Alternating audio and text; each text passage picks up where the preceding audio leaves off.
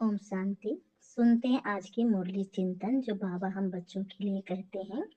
तो आज की मुरली से बाबा जो बातें बोले वो जो दिल को छू गई। आज बाबा ने बहुत प्यार से कहा, मीठे बच्चे, बुद्धि में अस्थाई एक बाप की याद रहे तो यह भी यह सौभाग्य है। और यह सुनते ही मन रुक गया, सोचने लगा, एक बाप की याद, इतनी सरल बात पर इतनी गहरी। बाबा ने अस्थाई शब्द क्यों कहा? क्योंकि याद कभी कभी हो तो यह अनुभव नहीं बनती, और जब आद अस्थाई बन जाए तो परिस्थिति भी हल्की लगने लगती है।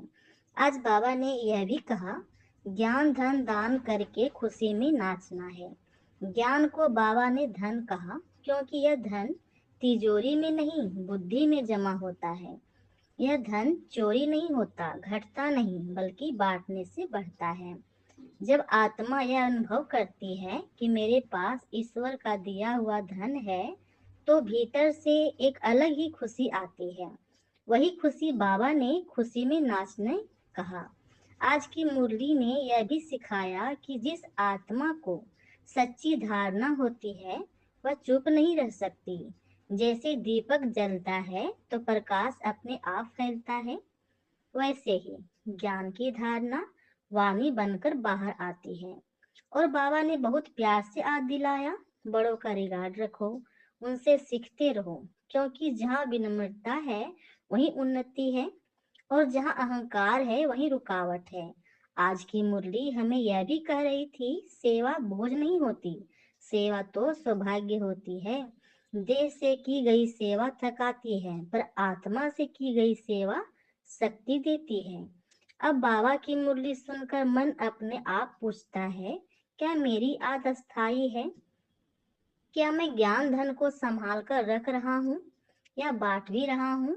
क्या मेरी सेवा में खुशी है या सिर्फ आदत? अगर आज थोड़ा सा भी दिल ने हाँ कहा तो समझो आज की मुरली सफल हो गई। सो आज की मुरली पर हम सम्मान लेंगे और चिंतन भी करेंगे। तो आज बाबा मुझे यह सम्मान दे रहे हैं कि मैं अथॉरिटी स्वरूप आत्मा हूँ।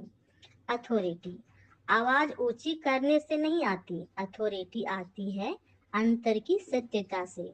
जब मैं बाप की याद में स्थिर रहती हूँ या रहता हूँ तो मेरी शांति ही मेरा प्रमाण बन जाती है।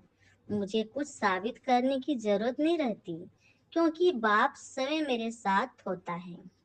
अथॉरिटी स्वरूप बनने का अर्थ है मेरी वाणी में असर हो पर अहंकार ना हो, मेरे कदमों में निश्चय हो पर जिद नहीं। जब कोई मुझे हिलाने की कोशिश करता है तो मैं समझ जाती हूँ यह हिलाना नहीं, मुझे और स्थिर बनाने का साधन है। आज मैं यह अभ्यास करती हूँ कि हर स्थिति में बाप की सत्यता के साथ खड़ी रहूं, क्योंकि सत्य की नाव कभी डूबती नहीं। अच्छा, ओम शांति। आज की मुरली से आपको कौन सा पॉइंट पावरफुल लगा, कमेंट में साझा करें। ओम शांति, ओम शांति।